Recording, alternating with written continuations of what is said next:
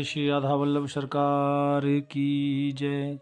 सद्गुरुदेव भगवान की जय। ना गुरुरधिकं तत्त्वं ना गुरुरधिकं तपः ना गुरुरधिकं ज्ञानं तस्मै श्री गुरुवे नमः। प्यारे भक्तों, आप सभी नित्य प्रति भगवान के पावन सत्संग में महापुरुषों की पावन कथाएं चरित्र श्रवण कर रहे हैं। प्यारे भक्तों, आज हम जीवन की सूक्तियां यानी जीवन जीने के जो सूत्र हैं, मुझे लगा कि बीच बीच में ये चर्चा भी मैं आपसे करूं। प्यारे भक्तों,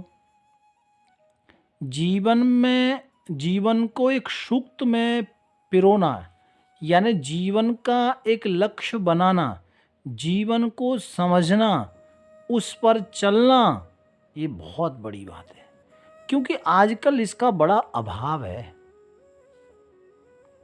प्यारे भक्तों, संकल्प स्वतंत्र नहीं होता। कई बार हम किसी काम का संकल्प ले लेते हैं ना, और कहते ये ऐसे करना, ऐसे नहीं। संकल्प स्वतंत्र नहीं होता, वह भी एक कारण से बंधा हुआ एक तत्व है।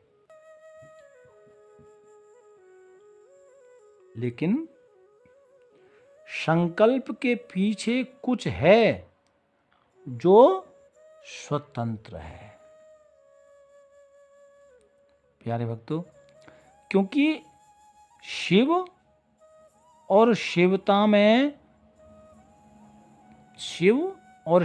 में पवित्रता में है, और विश्व है परमात्मा का जो व्यक्त रूप है। जब तक तुम स्वयं अपने में विश्वास नहीं करते, परमात्मा में तुम विश्वास कर ही नहीं सकते। कहने का भावार्थ ये है कि जिसको अपने ऊपर विश्वास होगा, उसी को भगवान पर भी विश्वास होगा और उसी की मदद भी भगवान करेंगे। कई बार कहते हैं ना कि भैया इसको तो अपने ऊपर भरोसा नहीं, और जब इसे अपने ऊपर भरोसा नहीं तो ये भगवान के ऊपर क्या भरोसा करेगा, या भगवान इसकी क्या मदद करेंगे। क्योंकि जिसको अपने ऊपर भरोसा होता है, भगवान भी उसी पर कृपा करते हैं, ऐसा आप समझें। प्यारे भक्तों, क्योंकि एक पक्ष कहता है विचार जड़ वस्तु से उत्पन्न होता है, और दूसरा पक्ष कहता है कि जड़ वस्तु विचार से, और दोनों का कथन गलत है। जड़ वस्तु और विचार दोनों का सह अस्तित्व है, वह कोई तीसरी वस्तु है जिससे विचार और जड़ वस्तु जो है वो दोनों उत्पन्न होते हैं। मेरा कहने का तात्पर्य ये है कि हम लोग तरह तरह की जो गल्लाएं करते हैं, जो बात करते हैं ना, तो इसमें भगवान के प्रति विश्वास ये जरूरी है। प्यारे भक्तों, क्योंकि धर्म वह वस्तु है जिससे पशु मनुष्य तक और मनुष्य परमात्मा तक उठ सकता है।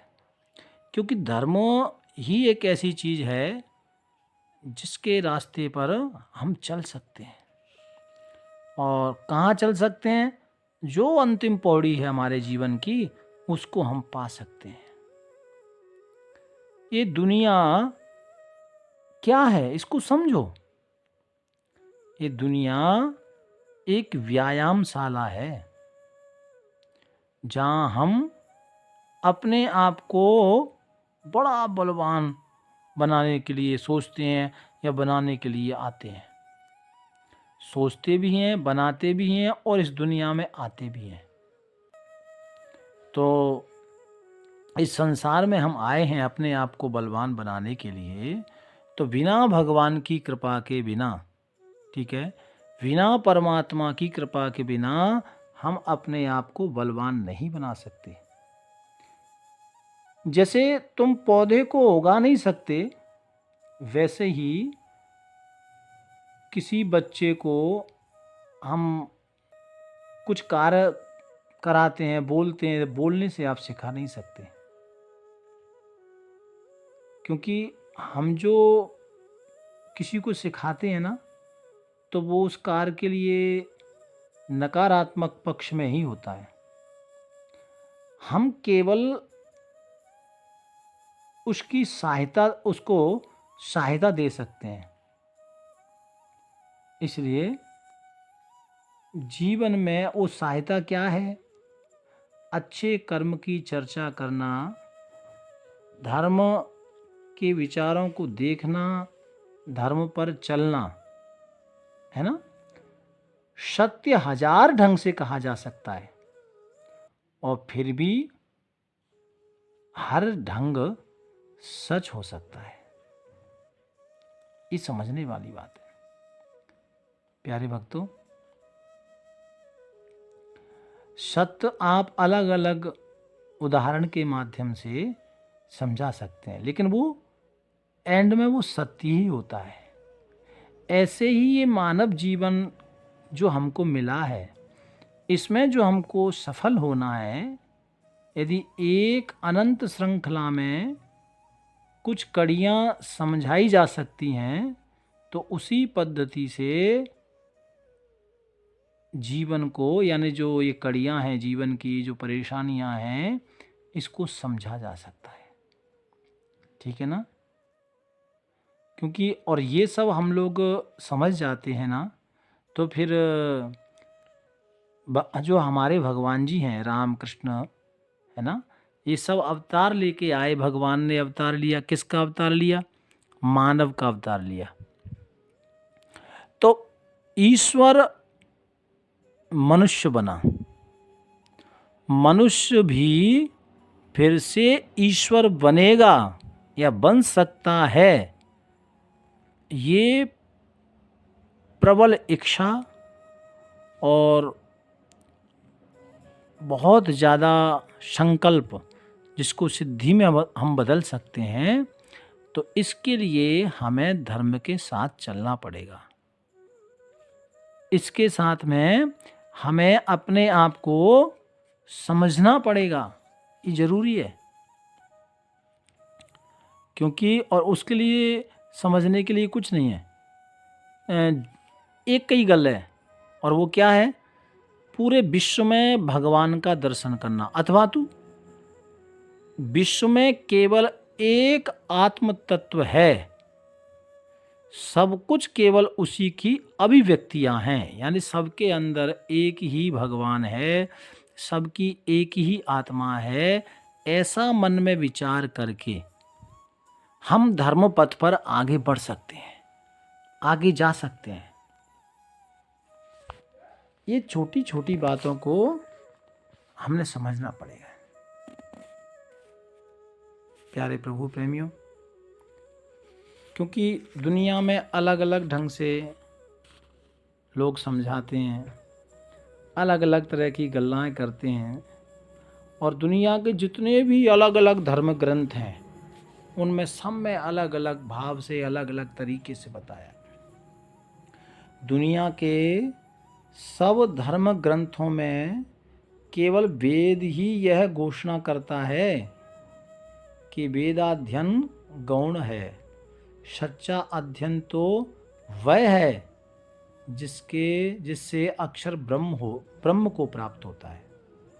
और ब्रह्म को प्राप्त करने के लिए धर्म के रास्ते पर जो गुरु लोग हमें सत्संग सुनाते हैं ना, जो गुरु लोग हमें अच्छी शिक्षाएं देते हैं, तो उस सब से हमें वो चीज़ें प्राप्त होती हैं।